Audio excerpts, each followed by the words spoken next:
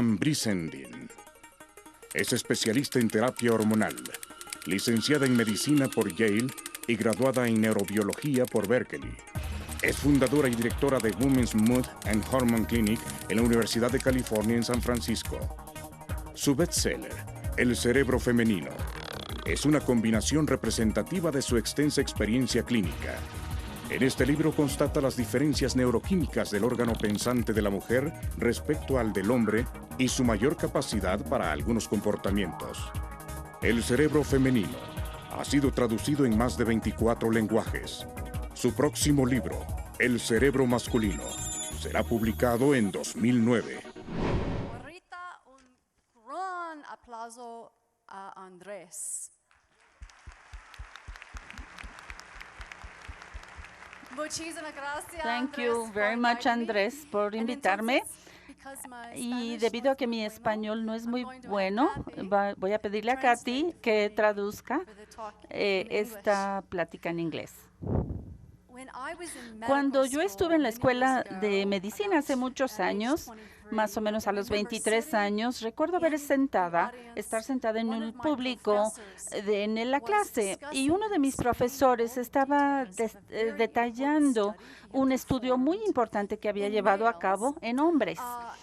Y yo levanté la mano y le dije, profesor, ¿y cuáles son los resultados en las mujeres? Y él dijo, no. No estudiamos a las mujeres porque las hormonas del ciclo menstrual echarían a perder los datos. Bueno, y lo más vergonzoso fue que mi profesor y yo de 23 años dije, ay no, claro, no querríamos echar a perder los datos. Y durante 20 o 30 o 35 años realmente se hacían la mayoría de los estudios en ciencias médicas en los hombres por distintos motivos, y no es, pero la mayoría de los estudios se hacían en los hombres y después se aplicaban a los cuerpos y cerebros de mujeres. Y escuchen esto, aún los estudios iniciales sobre la pastilla para el control de la natalidad, esto se hacía también en hombres. Y desde luego, durante muchos años simplemente tomábamos toda la información que teníamos en ciencias médicas y lo aplicábamos de los hombres a las mujeres. Y hasta que nos dimos cuenta, claro, de que esto no se estaba traduciendo muy bien. Entonces empezamos, quizá en los últimos 15 años, a hacer estudios en las mujeres y compararlos con los hombres. Entonces ahora sabemos desde luego que parte de quien somos hombres y mujeres, y que no hay tal cosa como un cerebro unisex o un cuerpo unisex. En la concepción, todos empezamos con circuitos cerebrales femeninos, más o menos hasta las 8 semanas después de la gestación. En los hombres, los pequeños testículos empiezan a generar grandes cantidades de testosterona, y esto marina el cerebro, claro, en el hombre, y cambia los circuitos en el cerebro masculino. Los cerebros femeninos no se tocan por la testosterona y después se desarrollan de una forma un poquito diferente. Pero esto cambia algunas áreas del cerebro masculino, un área técnica que se llama el área de búsqueda sexual. Esto se vuelve 2.0 a 2.5 veces mayor en el cerebro masculino. Y por lo tanto, sabemos que no hay cerebros unisex. Para cuando ya nacemos, tenemos o cerebros masculinos o femeninos, con la excepción de algunos otros asuntos de los cuales podemos hablar después. Pero nacemos con cerebro masculino o femenino. Muy bien. Entonces, aquí estamos. El nacimiento de nuestro cerebro. Sabemos, como dijimos, que todos iniciamos con circuitos cerebrales femeninos.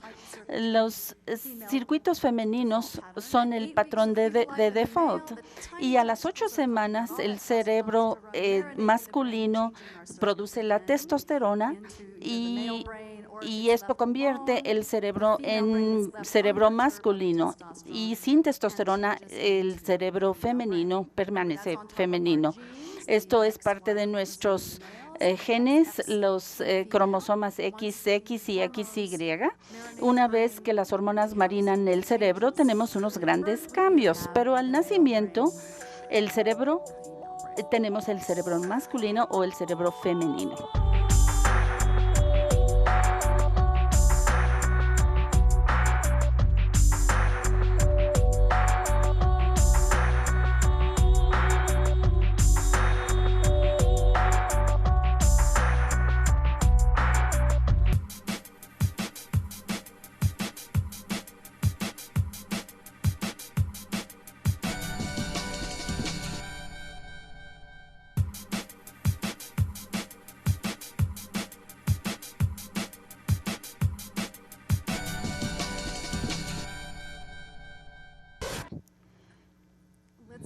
Vamos a ir ahora al cerebro del niño. Cuando yo era estudiante de licenciatura en la Universidad de California, en Berkeley, hice estudios en neurobiología en Berkeley en los 70s, y como una chica de 19 o 20 años, también era muy feminista en el movimiento feminista de Berkeley, y nos reuníamos las mujeres y discutíamos cómo, cuando nosotros tuviéramos hijos, especialmente a los niños, los íbamos a criar de tal manera que fueran sensibles, hombres sensibles. Y nuestras hijas, nuestras nueras nos iban a agradecer haber criado estos hombres tan sensibles para ellas. Íbamos a hacer cosas como darles juguetes de género neutro. Eran las ideas de los 70s. Pensábamos que íbamos a hacer un mejor trabajo que nuestras madres y padres. Pero ya cuando tuvimos hijos propios, cambiaron las cosas. Cuando nació mi hijo, pues aprendí una gran lección. Recuerdo haber querido aplicar este principio a él, y recuerdo una Navidad que le di una muñeca, abrió el paquete, vio la muñeca, la tomó, le tomó sus piernas y empezó a usar las piernas como espadas para espantar a algún enemigo imaginario. Entonces dije, bueno, pues eso de los juguetes de género neutro no funciona. No enseñamos ciertas cosas a nuestros hijos. Entonces, esta generación de juguetes de género neutro cambió.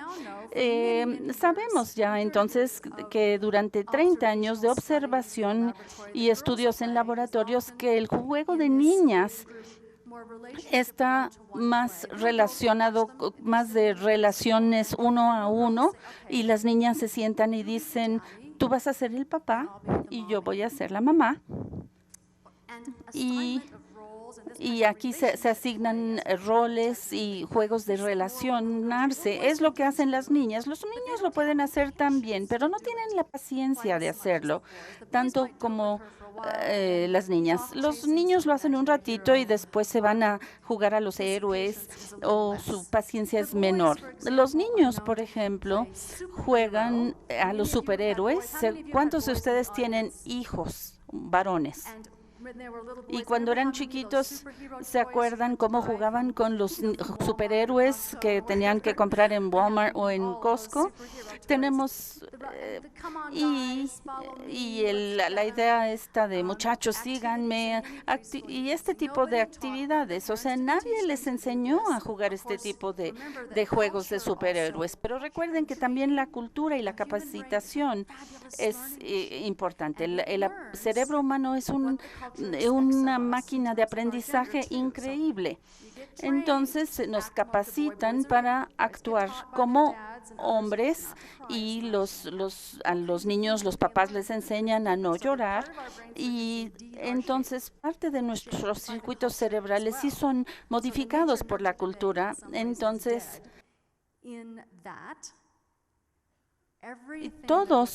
todo lo que nos enseñan se convierte en parte de nuestros circuitos cerebrales y nosotros nos convertimos en parte de nuestra cultura, también en nuestros circuitos cerebrales. No es solo nuestros genes y nuestras hormonas, es la incorporación cultural de nuestro género. Esto sucede a los niños y a las niñas. Bueno, ¿cuántos de ustedes tienen adolescentes en este momento?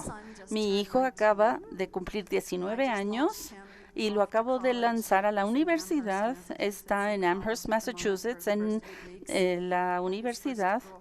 Ya tuvo su primera novia, entonces en español, o sea, a ella le caía, a él le gustaba a ella, pero a él no, entonces